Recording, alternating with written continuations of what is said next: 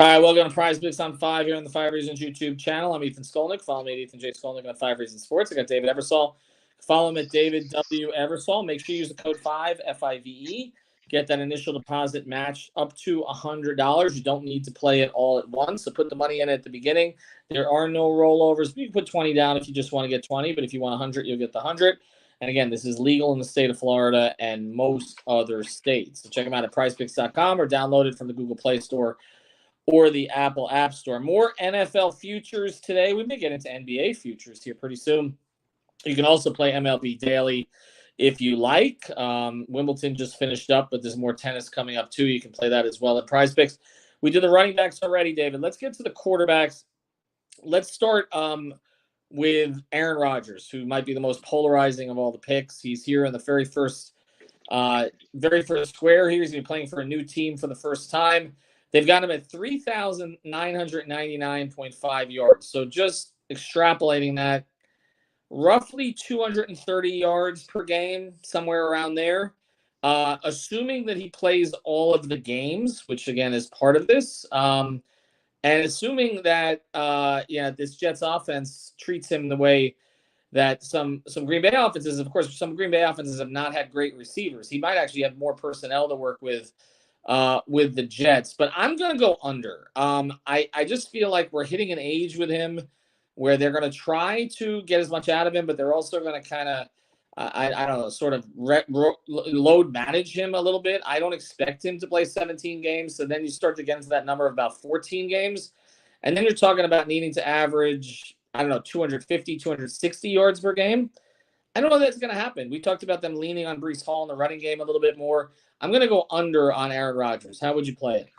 Yeah, I agree. Facing two of the top secondaries in Buffalo and Miami 4 times during the season.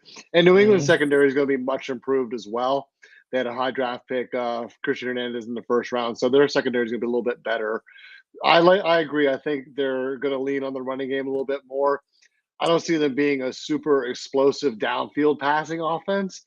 So if they're playing from behind, he might put up some numbers.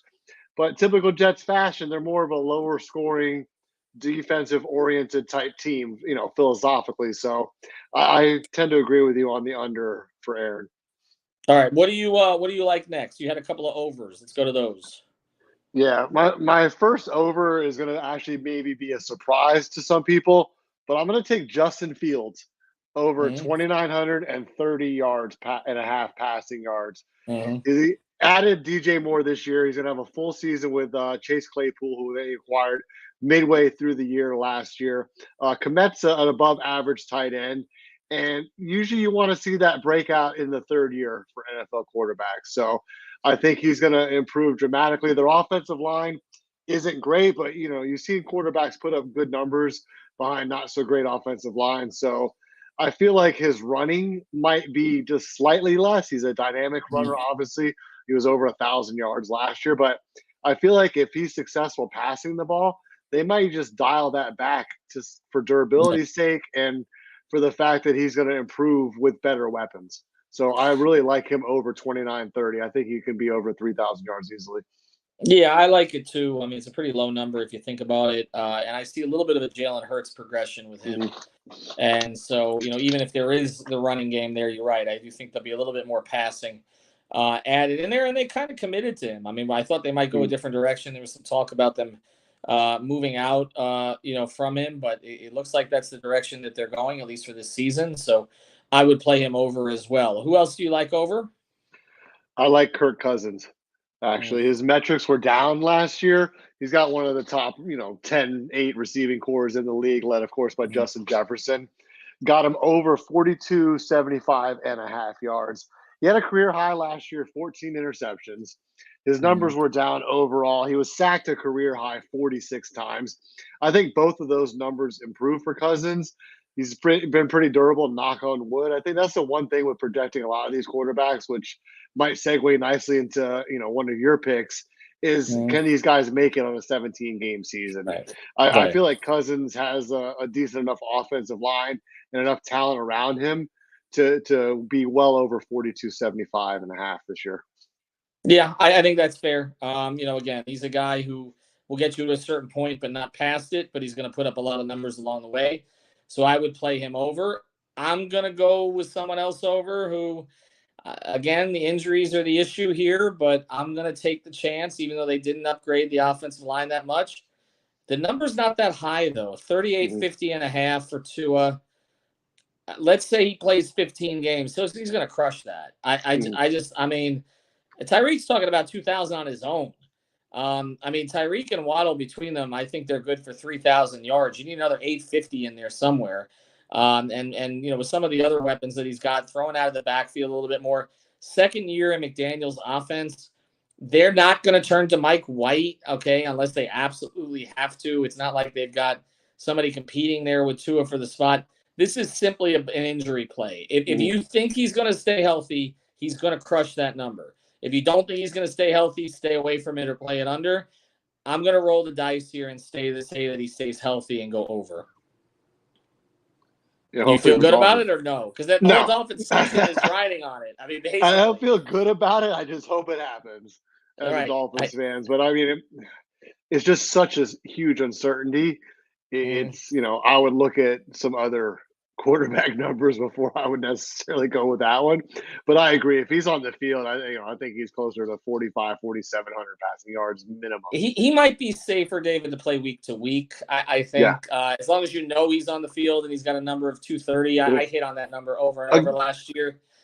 Good secondaries again, though. Now he's, the Jets who maybe have the top secondary. Them in Miami are kind of neck and neck, I think, for the 1-2, secondaries in the league.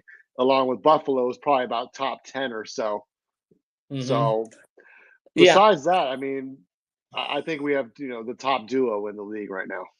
Yeah, I would think so. All right. My one kind of wild card play here is Trevor Lawrence. What we saw last year in the postseason where he threw all the picks, but they let him keep throwing.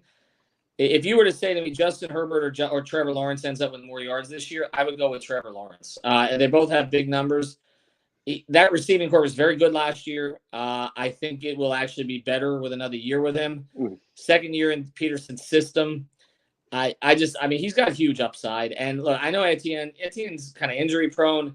I think they do rely on the passing game a little bit more. If I'm looking at Herbert or him, if I'm looking at the big numbers and I'm saying, you're going to get an extra base. You need an extra 450 yards with Justin Herbert over the course of the season. I'm going to roll the dice with Trevor Lawrence. I think that's the one that I would play. The thing about Herbert, you've got a new offensive coordinator out there. You have Keenan Allen, who's now 31.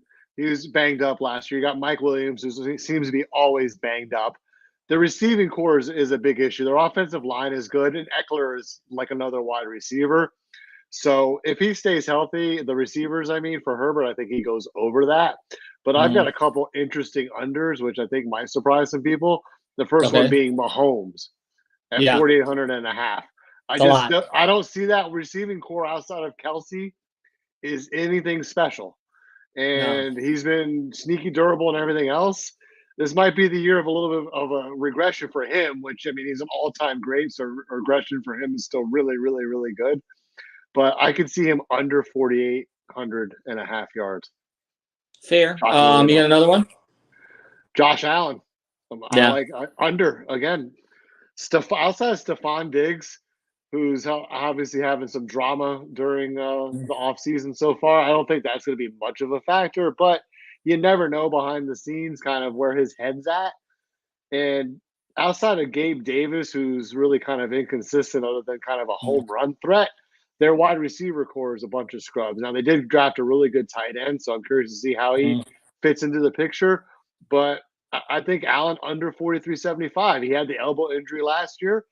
I could see him missing 2 or 3 games as well. Lamar Jackson is interesting to me as an overplay. He has the contract now, but they really upgraded on the outside. Like that's been the big issue with that team. And you're talking about if he plays all 17, you don't know if Lamar is going to, but let's say he plays 15. It's kind of the number that I play with there. Talking about 220 passing yards per game. I think that's attainable for him. I think that's a pretty good play. And looking at the rookies, if Anthony Richardson starts, he's going to blow through that number, 25.99 with that arm. I just don't know if he'll start. I don't know that I'd play CJ Stroud over. I don't know exactly how they're going to handle that situation. Their receiving core is terrible too. In Houston. Yeah, I might play that one under. And Dak always gets hurt. So 41-25, I would probably play that one under. Also, I guess you could bet on a bounce back season for Russell Wilson. I'm not sure that I Yeah. would. 38-25. I like Derek Carr, actually. If you want to talk about bounce Yeah. back seasons, you might have one from Michael Thomas, who only played Yes. 3 games last year, but he was actually pretty good in those 3 games. Mm-hmm. I think Carr's got something to prove. Going to a system, you got Olave there, who could be a number Mm-hmm. one on a lot of teams, and he probably will end up being the number one on that team this year. And Carr likes to throw it around. Yeah. 37-25. I mean, he's a 4,000 guy, I think. Yeah. Yeah. No, I agree with you. I would play Carr over. Might play Geno Smith under. Season felt a little fluky. Yeah. Sometimes you Super come back outlier. from a season like that, and then you have some struggles early. Teams kind of scout you, figure you out. I mean, they hadn't seen Geno in a long time, and then he kind of snuck up on people last year. I use that code 5FIVE. Got that initial deposit matched up to $100. We're going to take a look at receiving yards in the next episode here. Make sure you sign up now, though. Okay, getting on your props before they change them. Training camp happens, and then they start to tweak them. If you really have a conviction on a guy, get in now. Use code 5. For David, I'm Ethan. Have a good day.